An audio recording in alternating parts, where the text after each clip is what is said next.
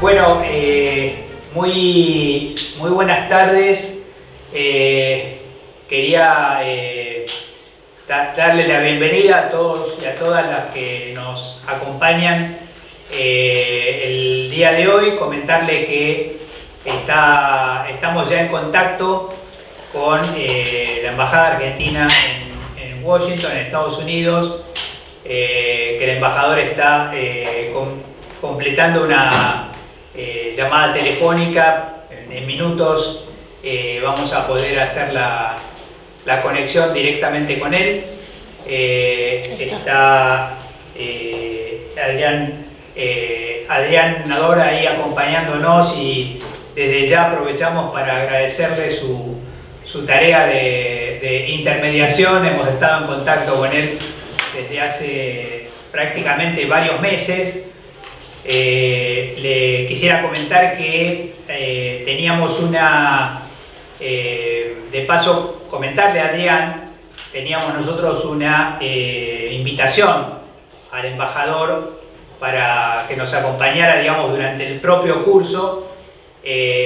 Por distintos motivos no había podido ocurrir hasta ahora, y cuando nos comentó la posibilidad de esta fecha, bueno, se dieron una serie de circunstancias, entre otras cosas que el embajador argentino en la OEA estaba aquí en la ciudad de La Plata, así que aprovechamos y estuvo, como ustedes saben, en vivo hace apenas, digamos, un par de horas. Así que la verdad es que es una oportunidad única y le agradecemos muy particularmente, Adrián, te agradecemos todo el trabajo de intermediación para que este momento sea posible. ¿Qué tal, embajador? ¿Qué tal, Jorge? Bueno,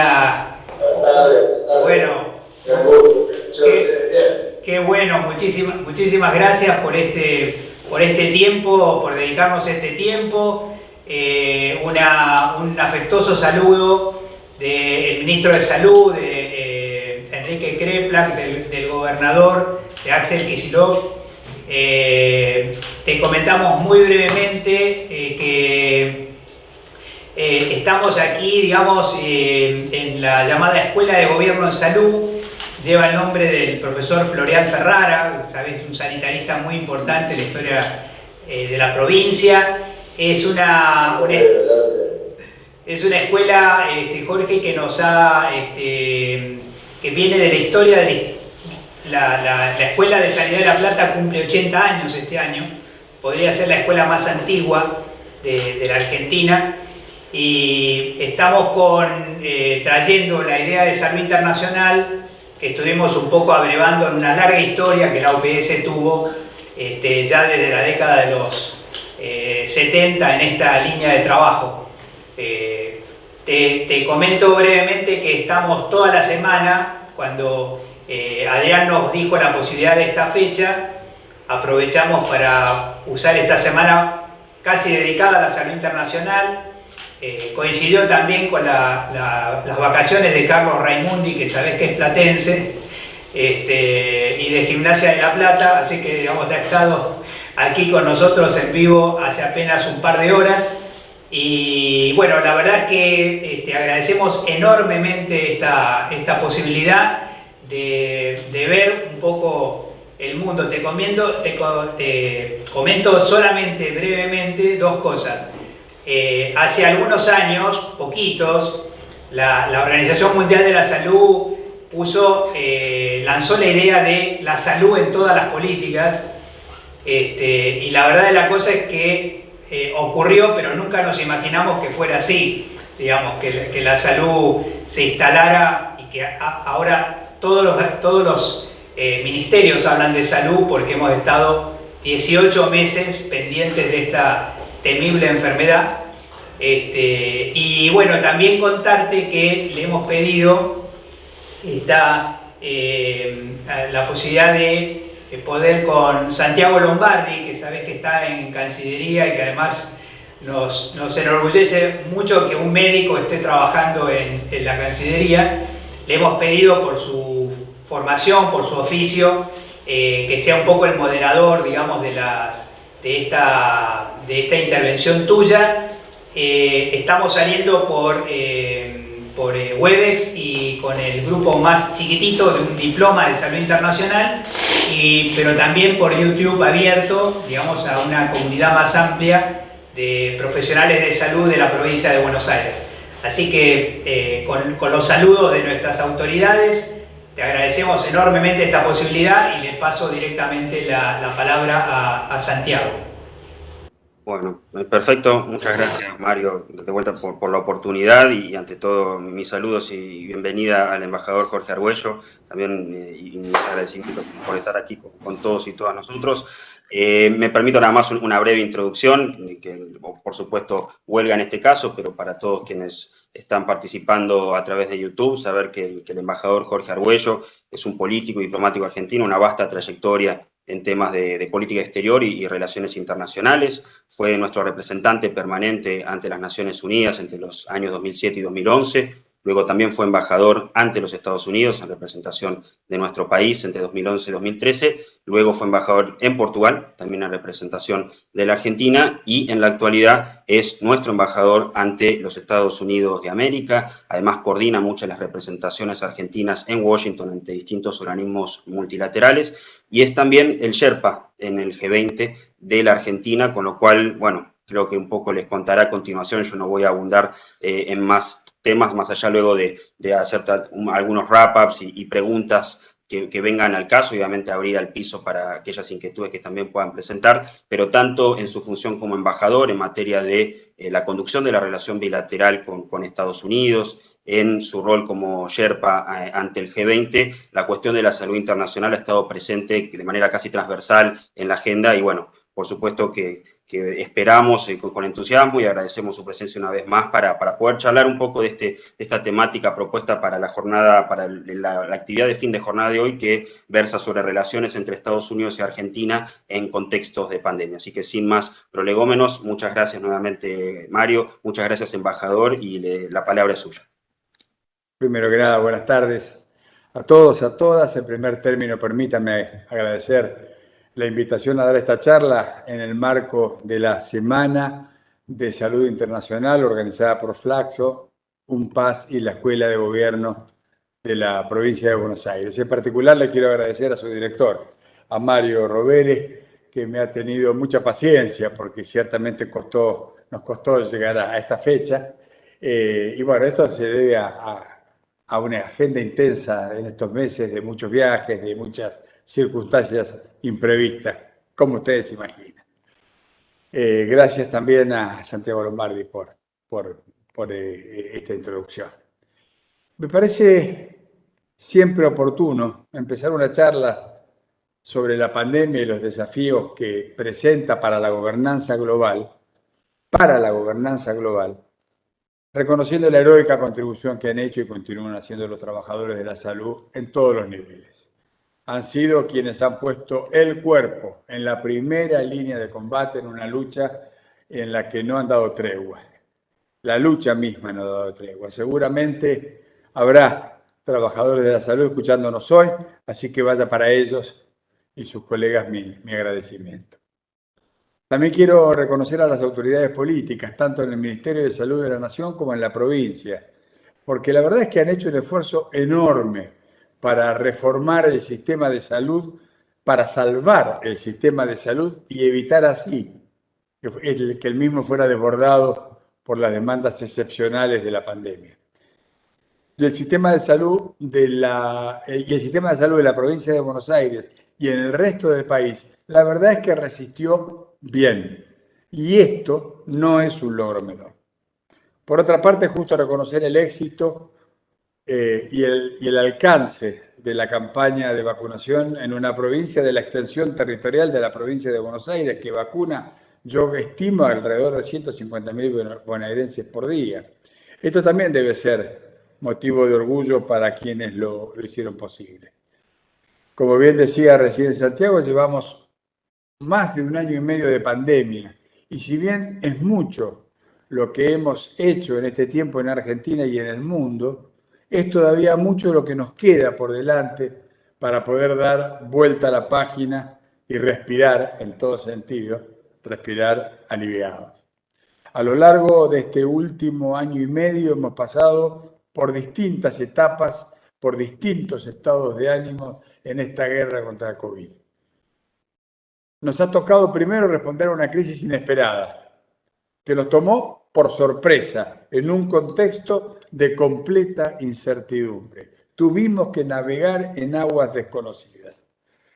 Y la primera respuesta de los países el año pasado fue cerrarse sobre sí mismos, movilizarse y competir por los insumos escasos y equipos estratégicos, como fue el caso de los respiradores, intentando todos ganar tiempo mientras se reforzaban los sistemas de salud nacionales y se iniciaba con el apoyo masivo de los recursos del Estado.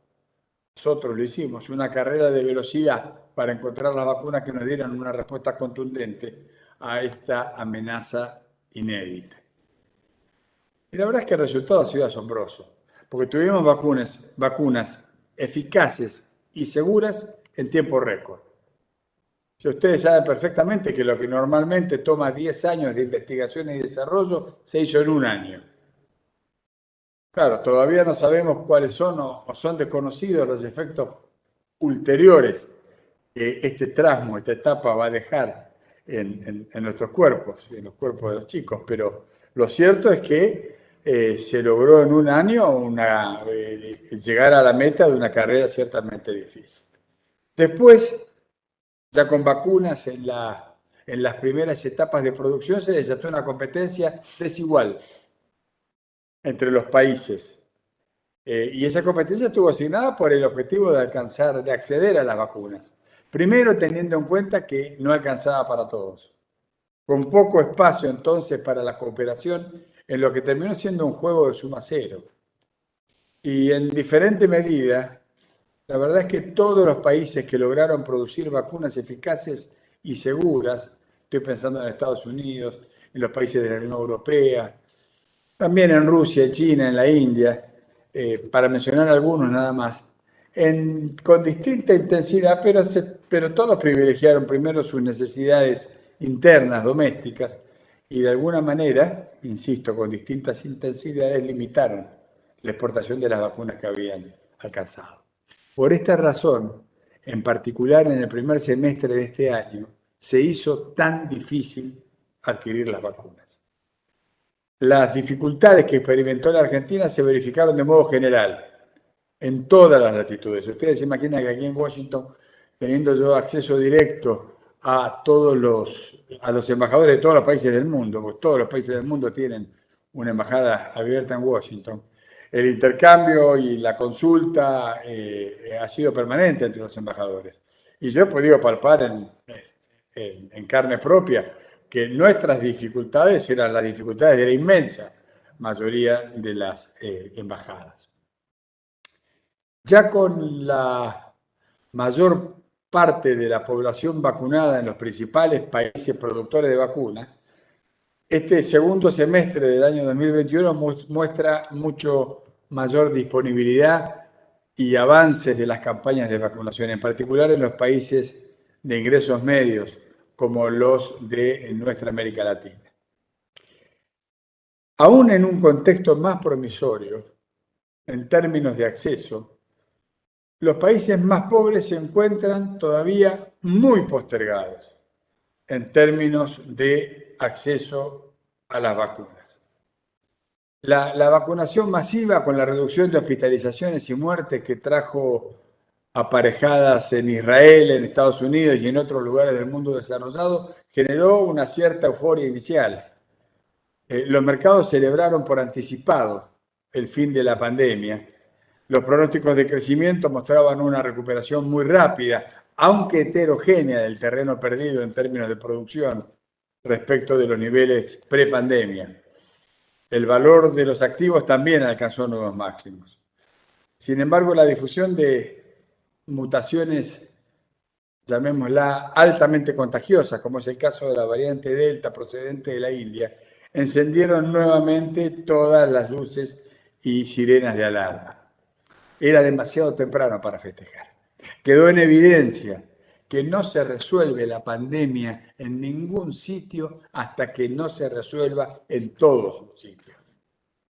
Este diagnóstico común, en particular entre los países de mayor tamaño, como son los países del G7, los países del G20, ha permitido renovar el espíritu de cooperación internacional con el objetivo de lograr vacunas cuanto antes, lograr vacunar, quiero decir, cuanto antes a una porción significativa de la población mundial y de ese modo intentar terminar con la amenaza del COVID-19.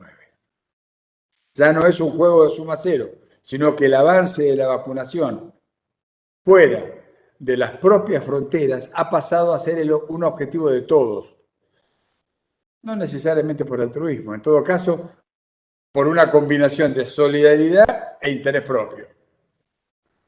Pero antes de analizar los desafíos para terminar con la pandemia, en el estado actual de su discusión, permitámonos abrir un breve paréntesis para reflexionar sobre cómo el cambio de administración aquí, en los Estados Unidos, contribuyó a generar un clima más propicio para avanzar la agenda de gobernanza global y en materia de salud en particular. El triunfo electoral de la fórmula Biden-Harris a fines del año 2020 produjo un vuelco en la política exterior de los Estados Unidos y en particular en la construcción de su narrativa desde Washington. Hay una vuelta a las fuentes más clásicas, sintetizado en el lema o aspiración que el presidente Biden repite permanentemente en sus discursos. Él dice, "We lead not by the example of our power, but the power of our example." Lideramos, dice Biden, no por el ejemplo de nuestro poder, sino por el poder de nuestro ejemplo. Para la administración de Biden, el aislacionismo y el antimultilateralismo de la era Trump generó resultados contrarios al interés estadounidense o directamente generó caos. Así, el enfoque bilateralista, transaccional, característico de la política exterior de Donald Trump, basado en imponer el peso relativo estadounidense en las negociaciones bilaterales, es considerado ahora por la administración demócrata como un enfoque cortoplacista. Por estas razones, la administración Biden no dudó, por ejemplo, en regresar de inmediato al Acuerdo de París sobre cambio climático, al Consejo de Derechos Humanos de las Naciones Unidas, a la Organización Mundial de la Salud, que eran espacios en los cuales Estados Unidos había ya o realizado o anunciado su retiro durante la era Trump.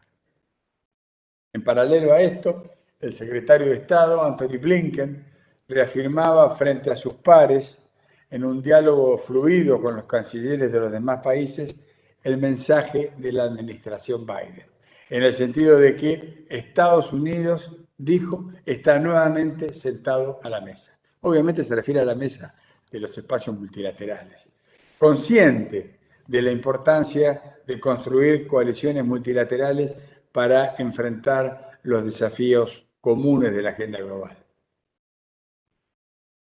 En uno de sus primeros actos como presidente, Biden firmó cartas en las que se retractaba a este país de la decisión de su predecesor, Donald Trump, de retirarse de la Organización Mundial de la Salud. Hizo otra cosa, además, lo nombró al doctor Anthony Fauci, que es el director del Instituto Nacional de Alergias y Enfermedades Infecciosas, una especie de héroe nacional que hay aquí, que se diferenció y enfrentó con Donald Trump en la recta final del mandato de Trump, y lo designó para representar a los Estados Unidos en el Comité Ejecutivo de la Organización Mundial de la Salud.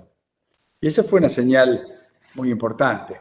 La importancia de Fauci en este país es tal que si uno camina en las calles de la ciudad de Washington se va a encontrar con que en el frente de las casas no es raro encontrar carteles clavados en el jardín que dicen gracias, doctor Fauci, ¿no? Bueno, como ustedes saben, la Organización Mundial de la Salud fue fundada en 1948 como una agencia de las Naciones Unidas, consta de 194 Estados miembros, se enfoca en brindar atención médica, cobertura y protección contra emergencias de salud en todo el planeta. Ese es su mandato. Ahora, los países deben notificar a la OMS con un año de anticipación si desean retirarse de la organización. Por eso, cuando se verificó el cambio de gobierno en los Estados Unidos, ese trámite estaba in the making, estaba en proceso.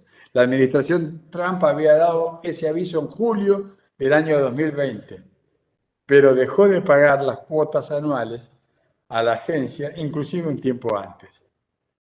Ahí llega en los primeros días de enero la decisión de la nueva administración de romper, de cortar la ejecución de esa decisión de retiro.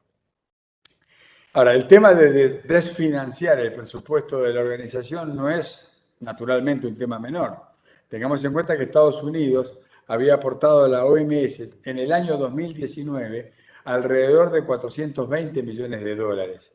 Ese monto significa algo así como el 20% del presupuesto de la agencia. Entonces, el regreso de Estados Unidos a la Organización Mundial de la Salud tuvo implicaciones tanto simbólicas como prácticas. El aporte de fondos estadounidenses van a ayudar a la OMS a cumplir con sus objetivos de impulsar la salud pública y proteger de esa manera también a los estadounidenses de las nuevas cepas de COVID-19 y las amenazas de enfermedades futuras. Cierro aquí el paréntesis de contexto y vuelvo entonces a los desafíos para terminar con la pandemia que hoy pasan por lograr un acuerdo multilateral para acelerar la vacunación a escala planetaria. Es en este sentido que la aplicación de las terceras dosis de vacuna, cuando poblaciones enteras esperan todavía por las primeras para evitar más muertes, luce como un factor de riesgo emergente que podría consolidar las desigualdades que son evidentes en el mapa de vacunación mundial hoy. Ello sin contar con el efecto boomerang económico y sanitario que puede generar una inmunización global a dos velocidades. Porque ya está claro que no hay solución para uno si la solución no es para todos, porque este mundo está globalizado y el efecto contagio se puede verificar en cualquier momento. Fíjense si no, yo estuve hace 4 semanas, tal vez 5, en Israel. Y la verdad que visité un país que estaba disfrutando de haber vuelto a aquella normalidad. El ambiente general en la calle, en los espacios abiertos y cerrados, si bien es cierto que todavía, sobre todo en los espacios cerrados, se usaba mayoritariamente el barbijo, lo cierto es que el clima era de haber logrado la superación de la pandemia con un porcentaje de vacunación de alrededor del 68%, me parece, con 2 dosis. Fíjense lo que ha ocurrido en las últimas semanas y cómo Israel se ha lanzado de lleno a vacunar con la tercera dosis, porque el contagio entró de todas maneras. Entonces, la producción de las distintas vacunas para el COVID-19, todas con probada capacidad para reducir contagios y muertes, en su momento ilusionó al planeta entero. Potencias tradicionales, potencias emergentes, países medios y pobres, todos coincidieron pronto en la necesidad de cooperar activamente en una campaña de inmunización global. Y ahí entonces vemos las instancias multilaterales como en las Naciones Unidas, también el Grupo de los 20, que terminaron, cada uno en su medida, asumiendo la necesidad de asegurar una máxima cobertura geográfica de las vacunas para acelerar la salida de una crisis económica que, además de vidas, destruyó negocios, destruyó empleos a una velocidad inédita. En este espíritu se creó el mecanismo COVAX, a través de la Alianza Global para Vacunas e Inmunización, el Gavi, para atender las necesidades de los países no productores de vacunas, de los países menos desarrollados. Así, a finales del año 2020, cuando las vacunas dejaban de ser una realidad potencial y lejana Se abrió incluso el debate sobre la liberalización temporal de las patentes para favorecer su producción masiva. Y hubo dos países, India y Sudáfrica, dos emergentes muy poblados, que lo propusieron ante la Organización Mundial de Comercio, en la OMC. Y la verdad es que varias potencias se resistieron. Europa se resistió, con el argumento de que la transferencia de tecnología es algo complejo, que llevaba tiempo. Conclusión, no estaban de acuerdo. Otros, entre ellos Estados Unidos, consideraron la opción como válida. Casi un año más tarde, el resultado nos está dejando un cierto sabor amargo, ¿no? La desigual distribución de vacunas siguió el ritmo y la necesidad de los países productores. Siguió el ritmo y la necesidad de los países productores. Y por eso tenemos regiones altamente vacunadas y regiones demasiado poco vacunadas. Los fabricantes obtienen ganancias récord y se concentran contratos en pocos estados. Nosotros mismos hemos tenido acá en la embajada en Washington que lidiar durante meses para lograr acceder a algunos, disculpen por favor, para lograr acceder a algunos de los contratos con los laboratorios que producen la vacuna en este país. Ahora, más del 80% de las vacunas han quedado en los brazos de los habitantes de los países ricos. Y en el otro extremo, como les decía recién, los más pobres en algunos casos no llegan al 3% de inmunizados.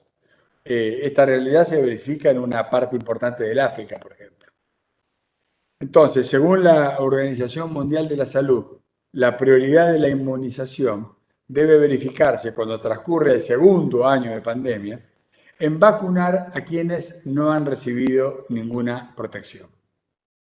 La OMS estima que de acuerdo con la efectividad demostrada por las vacunas y las últimas investigaciones, se van a necesitar refuerzos recién al cabo de un año, incluso 2, después de la vacunación, la inmunización básica. En este sentido, el director general de la OMS, Tedros Ghebreyesus, ha solicitado una moratoria en la aplicación de terceras dosis, al menos hasta que estemos llegando a fines del mes de septiembre. Y dice que eso podría ahorrar hasta 440 millones de dosis, que podrían ser destinadas a parte de los 3.500 millones de personas sin vacunar todavía en países de ingresos medios, en países de ingresos bajos. En este país, inclusive en este momento, está transcurriendo un debate intenso respecto de la tercera dosis y la conclusión a la que se está arribando es que no va a ser obligatoria, que no va a ser masiva, que se van a privilegiar aquellos casos de comorbilidades y de mayores de determinada edad.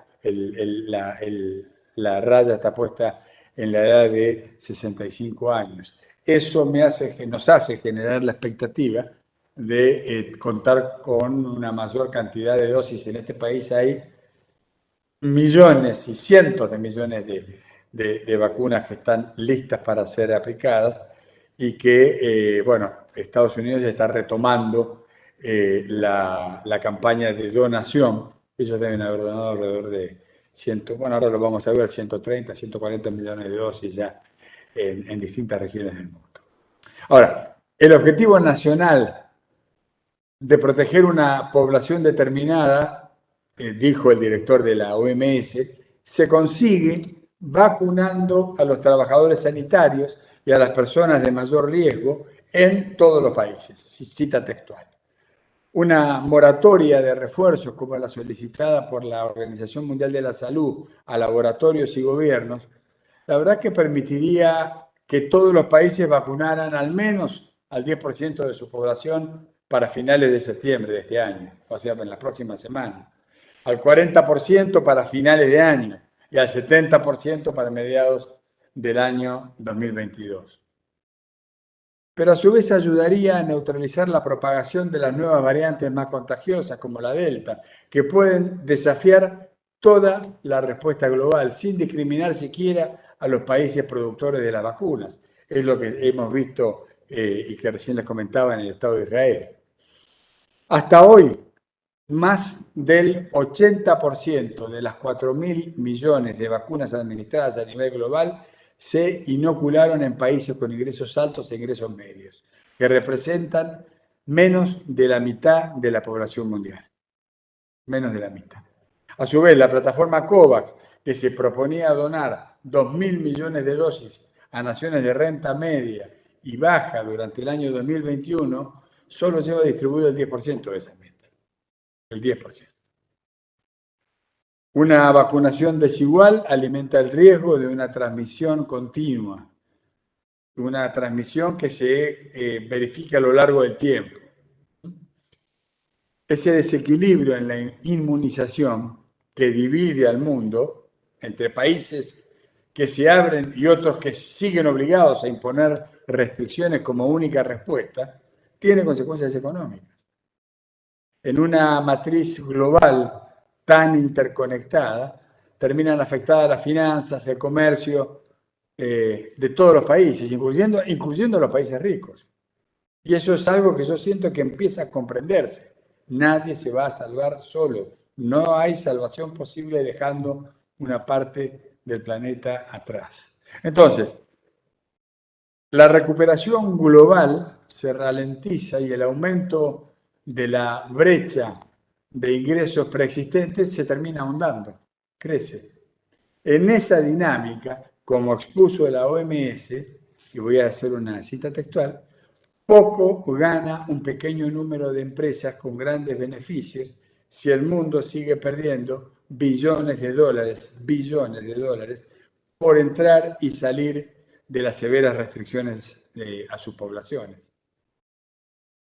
La pandemia vino a recordarnos con urgencia, con crueldad, que el planeta está haciendo frente en simultáneo a grandes problemas de naturaleza global, como el cambio climático, y que lejos del darwinismo social que nos ofrece la cosmovisión neoliberal, las únicas respuestas posibles son las respuestas colectivas.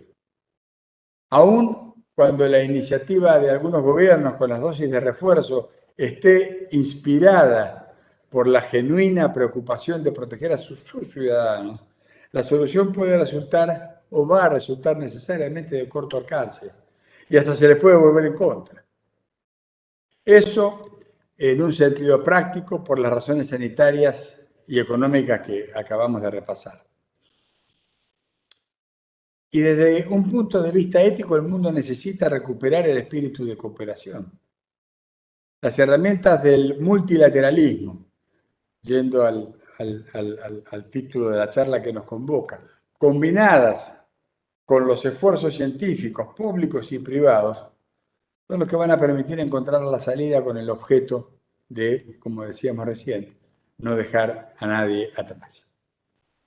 Ahora, como mencionábamos en la introducción, creo que el escenario nos permite ser más optimistas ahora. Más allá de que las terceras dosis en escala masiva en los países centrales, sin contar incluso de momento con evidencia empírica que lo avale, podrían demorar el proceso. Cuanto más vacunación de tercera dosis haya en los países centrales, que son los países productores de la vacuna, menos posibilidades de derramar vacunas en el mundo que no lo produce vamos a tener. Por convicción o por cálculo, los incentivos a la cooperación hoy en día son fuertes.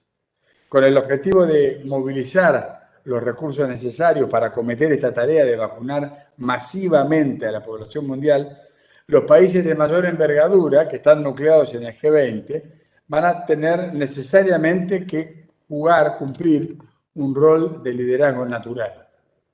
La cumbre de jefes de Estado y de Gobierno del G20, que se reúne a finales de octubre, los días 30 y 31 de octubre en Roma, va a suponer una nueva oportunidad para reafirmar los puntos de convergencia y las acciones comunes de este foro internacional y empezar a diseñar ya una salida segura de esta crisis global sin precedentes. Y esto no lo puede hacer solo el G20. Por eso está bien planteado el título de la charla. Necesariamente nosotros necesitamos potenciar todas las instancias del sistema multilateral. Hay una discusión hoy en día en el mundo, y es quién gobierna. ¿Gobierna el G193, 193 son los países que conforman la Asamblea General de las Naciones Unidas. O gobierna el G20, o gobierna el G7, o en realidad hay un gobierno del G2, o como dice Ian Bremmer, hay un G0. Bueno, esta es una cuestión que no está clara. Esta es la esencia del debate que tenemos que todavía pendiente quedar en lo que se refiere a la vigencia de los espacios multilaterales. Yo pasé 5 años y medio de mi vida trabajando en la Asamblea General de las Naciones Unidas y pude apreciar y pude corroborar que es el máximo ámbito posible de la diplomacia y de la política a nivel planetario. Ahora, lo cierto es que cuando sobrevino la crisis del 2008, yo estaba en Nueva York, en Naciones Unidas, había la sensación de que la lentitud paquidérmica de los organismos multilaterales eran incapaces de dar una respuesta a la velocidad que la crisis económica financiera que esta vuelta había estallado en el corazón del mundo capitalista en Wall Street estaba demandando. Y eso fue lo que determinó el nacimiento del G20 como lo conocemos hoy.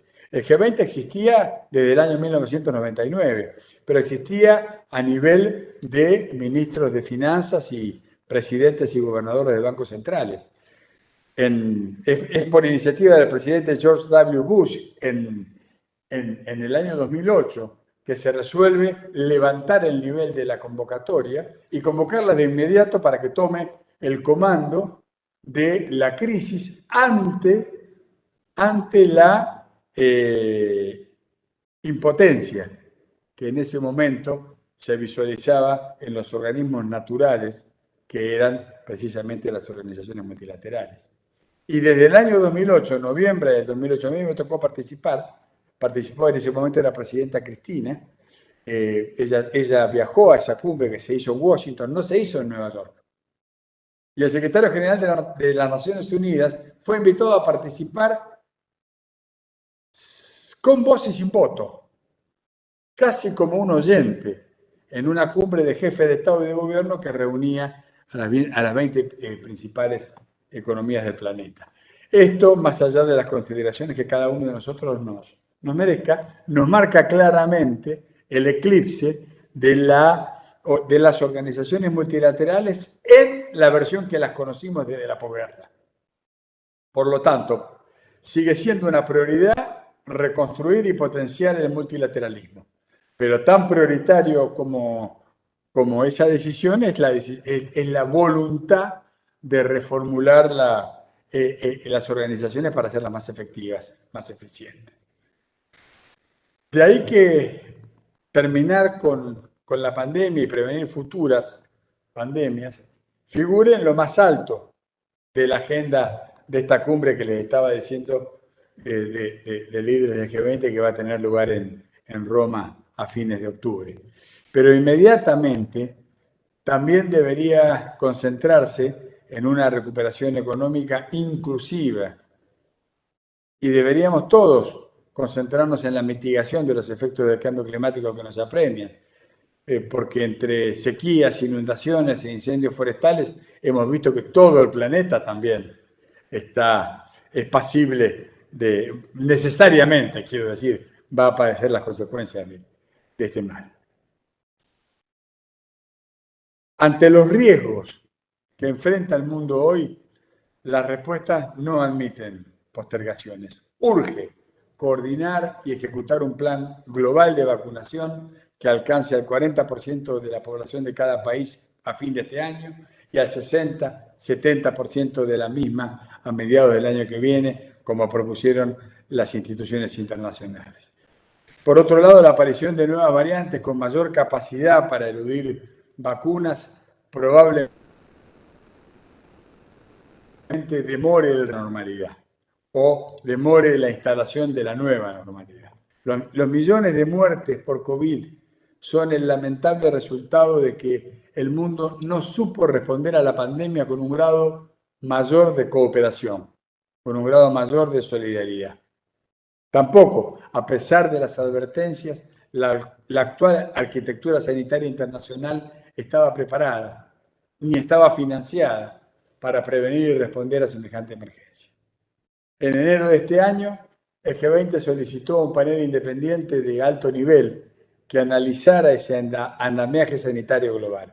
Y la conclusión fue que para cubrir las principales brechas en el sistema de respuestas a las pandemias se requerirá aumentar los recursos financieros en 75.000 millones de dólares en los próximos 5 años o 15.000 millones de dólares por año.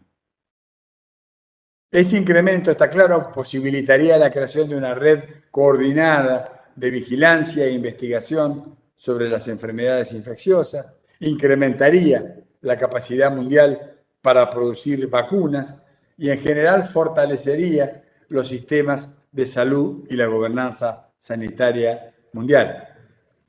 Pero requiere de voluntad política, requiere de acuerdo, requiere de compromiso. Porque todos estamos de acuerdo sobre el diagnóstico, pero existen distintas visiones.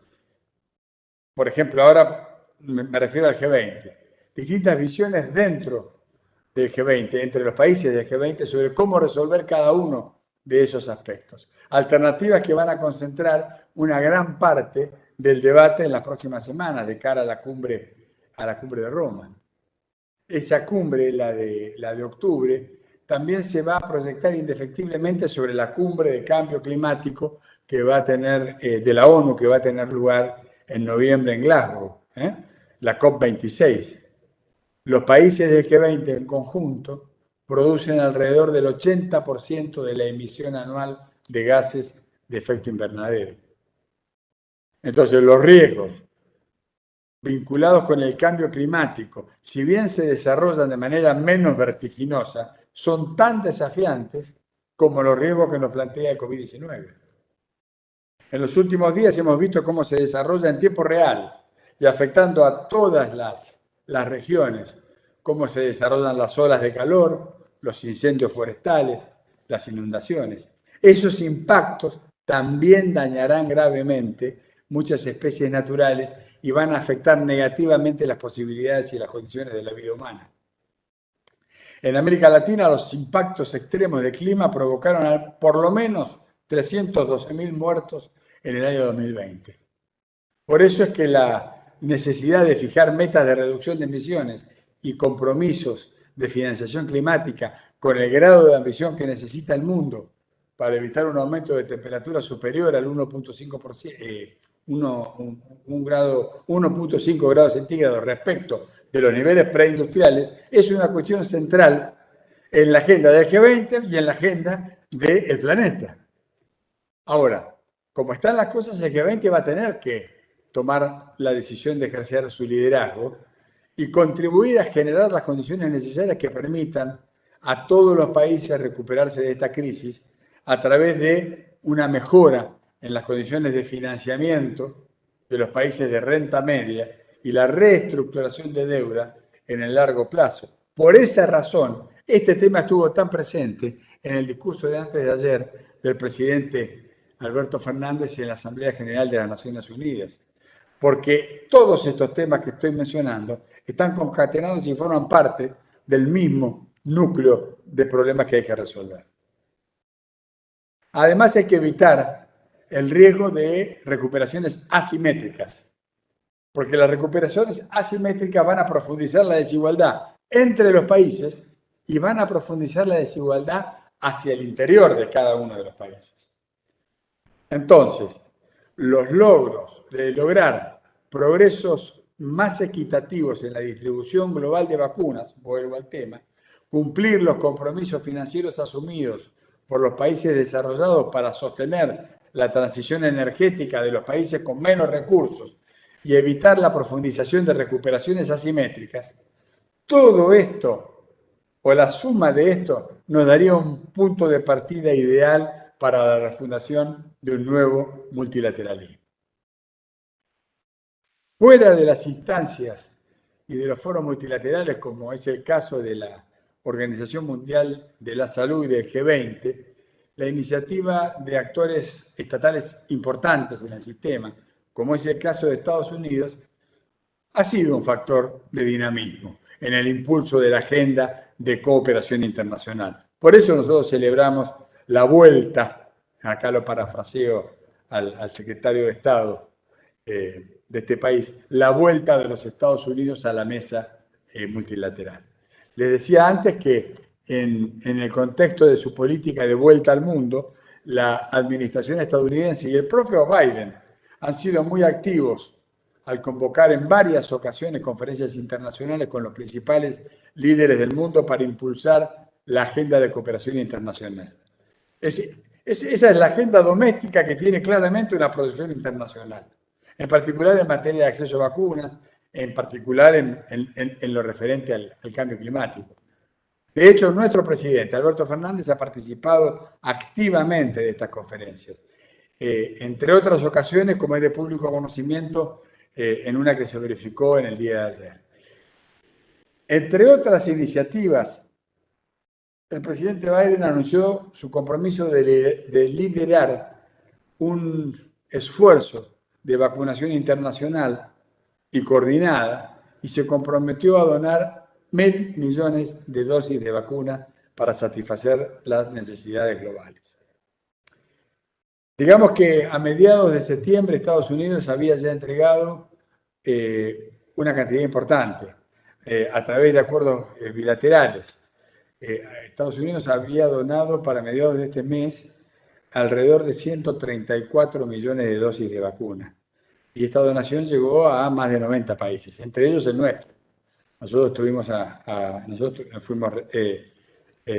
recibimos una donación de 3 millones y medio de dosis de vacuna Moderna, las cuales se usaron en parte para vacunar a chicos y chicas menores de 18 años con comorbilidades. Y a falta de la segunda dosis, esto lo saben ustedes mejor que yo, de la vacuna Sputnik, y después de haber comprobado la eficiencia en la aplicación, se procedió a administrar una parte importante de este lote de 3.5 millones de dosis donadas como segunda dosis de la vacuna rusa dada en primera dosis. Además, Estados Unidos ha sido el principal aportante de fondos. Inicialmente se trataba de 2.000 millones de dólares a la iniciativa COVAX. En realidad, la aspiración de la administración estadounidense es la que se consiga reunir donaciones por 2.000 millones de dosis de vacunas. 2.000 millones en especial, desde los países desarrollados hacia los países con mayor necesidad, haciendo centro en África. El objetivo último, diría, es lograr que el 70% de la población mundial esté vacunada para septiembre del año 2022, dentro de un año. Veremos cómo todo esto evoluciona. Para cerrar esta presentación y abrir en todo caso el espacio de intercambio entre nosotros, déjenme decirles que si bien nos toca vivir un tiempo angustiante, es también un momento de mucha creatividad que debería permitirnos, si somos inteligentes, alumbrar un multilateralismo renovado y potenciado, porque hemos aprendido de la experiencia. Como habrán advertido en los que he dicho, tanto en mi papel como embajador de la Argentina aquí en Washington, como también en mi carácter de Sherpa del presidente Fernández en el G20, es amplia la agenda y es mucho el trabajo que tenemos por delante. La instrucción que yo he recibido de nuestro presidente es clara, es la de trabajar en sintonía con la nueva administración de los Estados Unidos en aquellos temas donde podemos tener miradas convergentes, y eso es lo que hemos estado haciendo. Hoy tenemos una agenda sumamente positiva, construyendo gradualmente, pero a paso firme, un buen entendimiento entre ambas administraciones que se manifiesta, entre otras formas, en el hecho de haber sido invitados a las reuniones y conferencias internacionales surgidas por iniciativa de Biden y que se han concretado con un número reducido de líderes mundiales, entre ellos nuestro presidente. Valoramos mucho estar en la mesa de discusión porque eso permite que la voz de nuestro país y también de nuestra región pueda ser oída. Entre las lecciones que podemos extraer de la pandemia respecto de la salud pública y la seguridad nacional, es bueno tener presente que en los momentos críticos la solidaridad se expresa por anillos de proximidad, por cercanía. Por eso resultó fundamental en aquellos primeros meses tan críticos y con tanta incertidumbre, tener, por ejemplo, una industria nacional de respiradores en Argentina, que además esa misma firma que estaba radicada en Córdoba tenía una filial aquí en los Estados Unidos, en uno de los estados del sur. Si bien debemos trabajar para construir un orden internacional más equitativo, más solidario, sabemos que un país como la Argentina no puede darse el lujo de confiar en la producción y producción externa de insumos, que son esenciales para la protección de la salud pública en el país. Y por ser esenciales, es nuestra obligación apuntar a nuestra propia capacidad de producción. Bueno, esta conclusión debería marcarnos una agenda para los próximos años. Yo, Santiago, si están de acuerdo, pararía acá y con mucho gusto tenemos unos minutos para poder hacer un intercambio con ustedes. Muchas gracias. Perfecto, embajador, muchísimas gracias por su presentación, por un poco el panorama en términos de periodización, de actores, de clivajes que nos propuso para interpelarnos un poco y también para hacer esa radiografía que a veces en la medida que se presentan dimensiones que parecen compartimentos estancos, la cuestión de la discusión en torno a las vacunas, la producción, la propiedad intelectual, la crisis del multilateralismo, a veces se presenta como de complejo poder articular y creo que bueno, hemos tenido una gran forma de por lo menos avanzar en ese debate conceptual y con implicaciones prácticas, como usted también mencionó, y me quiero quedar con algunos ejes para después pasar a unas breves preguntas mías y obviamente abrir al piso, pero como usted hizo eje en algunos clivajes muy claros, ¿no? Entre las prioridades nacionales y las prioridades sistémicas, entre las prioridades de los países desarrollados y los países en desarrollo, y cómo esos clivajes en un contexto de crisis de multilateralismo, de este G0 de Ian Bremen, una crisis que es tanto en parte de legitimidad o de credibilidad como de financiamiento, propiamente dicho, dio lugar a distintos fenómenos que también usted describió, la inmunización a dos velocidades, el debate en torno a las terceras dosis cuando vastas, partes de la población mundial permanecen sin acceder a la primera, la cuestión del mecanismo COVAX, que bien señaló y que en algún punto aparecía como una suerte de instrumento para evitar que los países saltearan la fila. ¿No? Era, además de un pool de financiamiento, era una cuestión de organización, de prioridades y de que nadie efectivamente acaparara, entre comillas, dosis como principal espíritu del mecanismo. Y si bien en cuanto a financiamiento hubo luces y sombras, probablemente el principal mandato que no se pudo cumplir fue el de eso, fue evitar que los países se adelantaran en la fila y que hoy, como usted bien mencionaba, lo ubica recién en el 10% del objetivo fijado para este año. Lo mismo con lo de propiedad intelectual que usted mencionó, esa propuesta de India y Sudáfrica que para sorpresa de muchos tuvo a Estados Unidos y también, por supuesto, a la Argentina acompañando a nivel de la Organización Multilateral Mundial de Comercio y que al día de hoy sigue en alguna suerte de estancamiento por la oposición de otros países productores de vacunas. Y bueno, mi primera pregunta tiene que ver con esto que usted, yo por lo menos le he oído mencionar en alguna charla, creo que en la alma mater de algunos de nosotros, en medicina, respecto de cómo reconstruir un multilateralismo a partir de mínimos comunes, incluso una suerte de seca de la comunidad económica del carbón y el acero, del cual partir y de ahí ver cómo se puede avanzar. Y quería hacer eje en lo último que usted mencionó, que respecto a las capacidades productivas, y atándolo a la cooperación que muy bien se dio con Estados Unidos, que como usted mencionó, tuvo donaciones de respiradores en un momento, de hospitales reubicables y de las dosis de Moderna en julio de este año, y que quizás, y esto es un poco una pregunta abierta, podría eventualmente tener una tercera etapa, y también incluso estuvo contemplado, entiendo, en la presentación del presidente Biden ayer en la Global COVID Summit, de producción, de estimular las capacidades regionales de producción. A la luz incluso de que creo que en el día de ayer la Argentina y Brasil fueron designados o seleccionados por la OPS como centros o hubs regionales de producción de vacunas de ARN mensajero.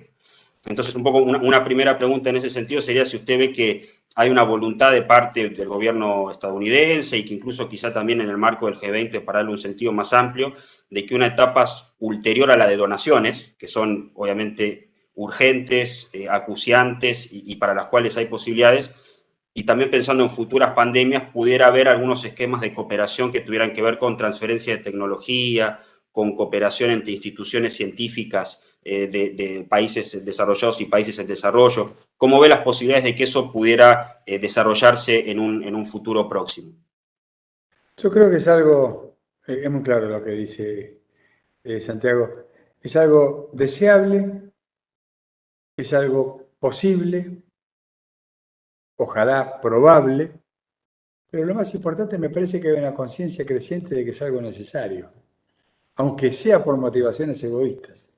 Es necesario diseminar la posibilidad de la producción de vacunas para no solamente terminar de presentar combate a la pandemia del COVID-19, sino para prevenir las vacunas que el mundo sabe que van a, las pandemias que el mundo sabe que van a venir. En ese sentido, sí, yo lo que noto es que los espacios multilaterales, y voy desde la Asamblea de las Naciones Unidas al G20, este tema está en la agenda. De esto se habla. De esto que no se hablaba ni se pensaba, hoy, insisto, no solamente es posible, sino que es probable. Esto requiere de consenso, requiere de voluntad política, requiere de ejemplos. Es un momento complicado. Yo acabo de llegar de Italia, estuve en Florencia en la última reunión presencial de Sherpas, nos juntamos los 20 y había también representantes de los organismos multilaterales. Y ya estamos preparando lo que va a ser la declaración final de los jefes de Estado y de Gobierno. Eh, eh, Ustedes me escuchan bien, ¿verdad? ¿Todos estamos escuchando otras voces o no? ¿O soy solo yo? Ah, no, soy solo yo entonces. Oigo voces. Les decía, desde adentro de la cocina, digamos, de la declaración que suscribirán los jefes de Estado de los 20 países del G20, la discusión es intensa. Estamos trabajando en este momento sobre más de un centenar de párrafos para la declaración final. Cuando una declaración final es muy larga, es porque es muy difícil lograr la síntesis de un acuerdo abarcador de todos.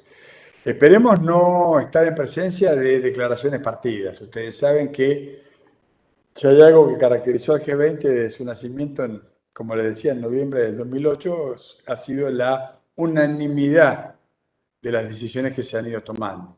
Siempre, salvo durante la gestión del presidente Trump. Por ejemplo, en materia de cambio climático, las decisiones fueron 19 y 1, no 20. Esperemos que este año nosotros tengamos una declaración final con la firma de los 20 jefes de Estado y Gobierno. Estamos trabajando para eso. El tiempo se achica, hay muchos sistemas de consultas. Recién, antes de empezar esta charla con ustedes, estaba hablando con el Sherpa de Arabia Saudita, que estaba planteando, que es el último presidente del G20, integra lo que se llama la terna, la tríada que conduce el G20, ¿no? Este año la presidencia es italiana, el año que viene va a ser Indonesia, el año pasado fue Arabia Saudita. Esa discusión, Santiago, se está verificando en este momento. Yo soy optimista. Yo creo que vamos en esa dirección y por eso celebro el cambio de administración en los Estados Unidos, porque estamos hablando de un país que necesariamente marca agenda. Nos guste más, nos guste menos, marca agenda. Entonces no es lo mismo tener una Casa Blanca que impulsa una declaración final 19/1 a tener un titular de la Casa Blanca que impulse una declaración de 20. ¿No? Impecable. Bueno, yo guardo una en la gatera por las dudas, pero bueno, obviamente hablo y abro al piso para ver si hay alguna otra pregunta, tanto de Mario como el resto de los colegas y las colegas de la diplomatura. Sí, bueno, no, primero muchísimas gracias por en la exposición. Nosotros, sinceramente, como pasa habitualmente, uno imagina que en la exposición íbamos a intentar poner algunas miradas de salud dentro de una mirada, y la verdad es que ha sido tan exhaustivo, o sea, ha sido tan descriptivo y exhaustivo y analítico la presentación, que prácticamente no nos ha ido generando preguntas, porque habitualmente en todas las reuniones anteriores han surgido muchas preguntas, incluso imaginando que la relación salud-diplomacia estaba como más lejos. La verdad que en algún sentido la descripción es tremendamente exhaustiva. Nos queda a nosotros, digamos, dos reflexiones que creo que se las puede conectar. Una es la que se refiere a al hemisferio, porque cuando nosotros, o sea, seguimos identificando que América Latina no es la región más pobre del planeta, pero sí la más injusta. Y uno de los países, entre los 5 países con menor cobertura de vacunación, se encuentra Haití, por ejemplo, en la cual está en este momento creando incluso un incidente diplomático en el Río Bravo, digamos. Entonces, y hemos sentido durante este periodo también un cierto freno, un cierto amordazamiento de los organismos interamericanos. Dentro de eso, particularmente la OPS, que tiene mucha incidencia, digamos, sobre la salud en las Américas. Hay algo ahí, en principio, cuando se arma el bloque latinoamericano y se lo contrasta con los bloques interamericanos, en general, digamos, pareciera que el caso de México o el caso de Argentina estarían como creando cierta, digamos, polaridad respecto a Estados Unidos, especialmente en la época de Trump respecto a estos aspectos. Entonces la pregunta en este momento es, o la que nos hacemos nosotros es, si se está generando en este movimiento, digamos, del gobierno de Estados Unidos, si se están generando nuevas condiciones para el diálogo, digamos, entre lo latinoamericano y lo interamericano, y si además procede cierta recuperación de iniciativa por parte de la Organización Panamericana de la Salud para tratar de compensar la fuerte inequidad que se está dando dentro de América Latina, entendiendo que América Latina, digamos, ha pagado un precio muy alto y sigue pagando un precio muy alto en esta pandemia. No sé si esta reflexión, digamos, pudiera de alguna manera, digamos, coincide un poco con la mirada que tienen desde Washington, digamos, y además como pequeño pie de página quería aprovechar también, Jorge, para agradecer el trabajo de Adrián, digamos, de hacer posible, digamos, esta conversación del día de hoy, que hemos disfrutado enormemente, porque la verdad que es una mirada con mucha carga sanitaria, digamos, así lo hemos escuchado desde aquí, así que nos entusiasma mucho la presentación, mucho material para trabajar, y probablemente por eso ha generado menos preguntas. No, a ver, sí, Adrián, con Adrián para los que no lo conocen, estamos hablando del ministro Adrián Nador, que es mi coequipo de acá, es el número 2, DCM, se dice acá, Deputy Chief of Mission, en Washington, y bueno, les comento, nosotros tenemos en realidad como 3 sombreros en Washington. Como se dijo al momento de la presentación, de mi presentación, esta es mi segunda vida como embajador ante la Casa Blanca. Hace 10 años yo ya fui embajador en un momento, yo creo que no se ha aventurado definir como de los más complejos de la relación bilateral. Era la época del asedio de los fondos buitres, los juicios del CIADI, los embargos, de las fragatas y cuanta cosa se moviera por el mundo que fuera registrable, una mala sintonía con la gestión del presidente Barack Obama. Si yo tengo que contrastar mi experiencia de hace 10 años con la experiencia que tengo a mi cargo en este momento, diría que la agenda que nosotros estamos llevando, la agenda bilateral que estamos llevando con Estados Unidos en este momento es excelente, excelente, muy positiva. Ciertamente es positiva. Y lo dice alguien que vivió la más negativa de las posibilidades también, ¿no? Y esto es parte de la respuesta a la pregunta. ¿Hay condiciones de parte de Estados Unidos para avanzar, para recrear una modalidad nueva de relación con la región? Sí, condiciones hay. Vamos a ver si la realidad después nos lo permite. Porque nosotros tenemos aquí un gobierno local que está... A ver, acá ganó un partido, el Partido Demócrata. En Argentina gobierna una coalición. En los dos lugares yo estoy advirtiendo lo tremendamente esforzado de los funcionarios, de los dirigentes, para lograr acuerdos internos que permitan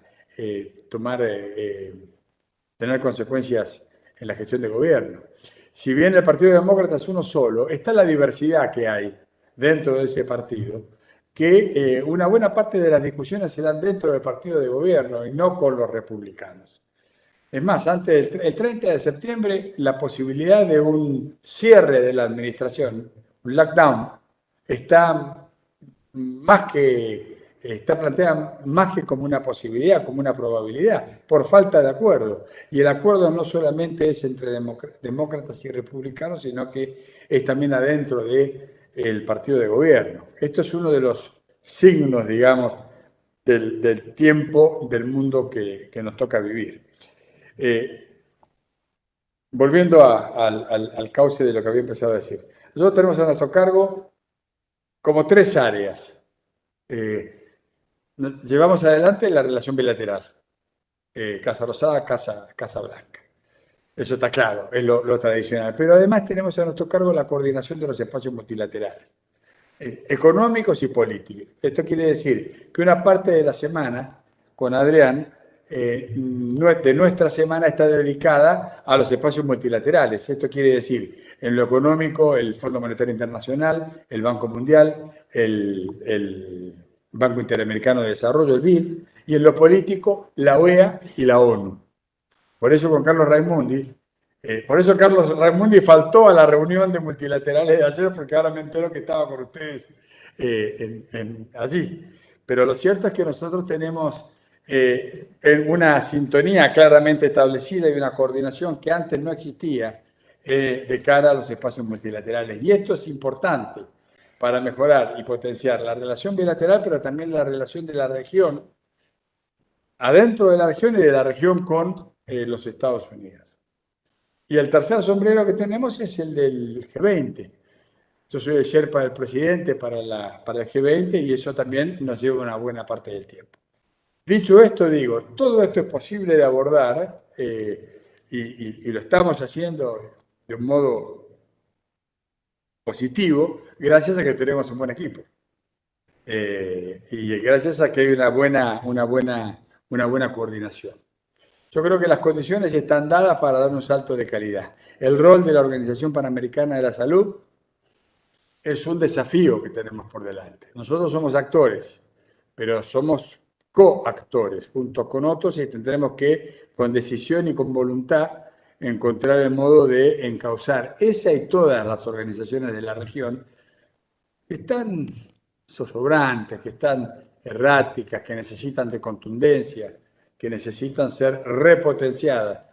Les cabe a las organizaciones regionales lo mismo que decíamos que le cabe a las organizaciones multilaterales globales. Hay que reinventarlas, hay que darles una nueva potencia, hay que llevarlas a trabajar con una dinámica que les permita dar respuestas rápidas y eficientes a una realidad que de modo cada vez más veloz va cambiando sus demandas. Así que yo creo que ese desafío está planteado, creo que hay una comprensión mayor sobre esta, y en lo que se refiere a la posibilidad de articular esto con los Estados Unidos desde la región, yo soy optimista. Estados Unidos tiene intereses permanentes que le son propios, pero hay una comprensión creciente en esta administración de que la coronación de los objetivos propios necesariamente pasa también por ser capaces de consensuar en la región y más allá de la región el diseño de las políticas que son centrales, de aquellas cuestiones que no pueden ser abordadas unilateralmente. El cambio climático no se puede enfrentar unilateralmente. El crimen transnacional no se puede enfrentar unilateralmente. Las pandemias no se pueden enfrentar unilateralmente. Los problemas de envejecimiento, que es uno de los temas que están llegando para instalarse, esa problemática no se puede enfrentar unilateralmente. Por lo tanto, yo advierto, y creo que la elección de Biden en este país está en esa dirección, advierto una mayor comprensión de que hay problemas globales que requieren indispensablemente de la repotenciación de los espacios multilaterales. Así que en eso estamos. Bueno, Jorge, la verdad que es un privilegio, digamos, haber tenido una presentación de estas características con esta comprensión verdaderamente muy importante, la comprensión interna del campo. Digamos, yo pienso que realmente esta mirada nos complementa. Hoy mismo estuvimos con Raimundi, que además sabés que es de aquí de La Plata, así que juega de local. Y bueno, también estuvimos con Laborde, hemos estado en distintos momentos viendo organismos de distintas instancias para ver lo internacional, y nos parece que la verdad es que quizá esta experiencia nos ha permitido, lo digo de una manera, disculpa si es un poquito gráfica, pero creo que al sector salud nos ha permitido salir del frasco, porque creo que hemos ido, y lo ves ahí en Washington con la misma OPS, digamos, hay una especie de autonomía relativa del campo de la salud que parecía que no tenía nada que ver con la política, que no tenía nada que ver con y la verdad que esta es una experiencia increíble, y creo que estamos aprendiendo todos a una velocidad enorme para pensar transversalmente. Hoy te diría, aquí en La Plata no hay ministerio que no esté estudiando cómo se está moviendo la pandemia para ver si abren las clases, si abre la industria, si se hace tal inversión, digamos. Y bueno, la verdad es que hemos estado dando respuesta en dos dimensiones que quería comentarte. Tanto la integración del gobierno provincial como la estrechísima relación con el gobierno nacional. Creo que en ese sentido quiero compartir contigo que estamos tremendamente, digamos, orgullosos de lo que estamos haciendo, tratando de que el pueblo argentino entienda. Creo que cuando uno tiene una pandemia atrás, tiene más ganas de olvidar que de recordar, digamos, lo que ha pasado, digamos. Y como ustedes están mostrando en Estados Unidos, ni siquiera los países más desarrollados están libres de una tercera ola, de una cuarta ola, aún con un porcentaje de vacunación enorme. La verdad es que el gobierno nacional ha hecho un esfuerzo increíble. Creo que no ha sido para nada dogmático, o sea, hemos recibido vacunas, todas las que hay y las que están por haber. Y además, como ya se señaló, la posibilidad de fabricar vacunas en la Argentina de arenavirus, de ARN, me parece que es también un mensaje muy esperanzador. Nosotros te agradecemos enormemente este tiempo. Valió la pena esperar, digamos, para poder tener, porque nuestros alumnos también han pasado más tiempo formándose y pudiendo aprovechar esta conversación, que creo que se aprovecha más ahora incluso que cuando la habíamos pensado inicialmente. Nos quedamos en contacto y a total disposición de la Embajada para lo que pudiéramos resultar de utilidad aquí desde el gobierno provincial. También agradecerle a Santiago desde la Cancillería, digamos, el apoyo sistemático que ha tenido, digamos, para nuestro diplomado acá en Salud Internacional. Y este es un campo nuevo para la salud, pero hay mucha gente que se está entusiasmando y la pandemia lamentablemente nos ha explicado que lo local y lo global ya no se puede separar más, digamos. Así que desde aquí por lo menos, digamos, estamos extremadamente entusiastas de haberte escuchado.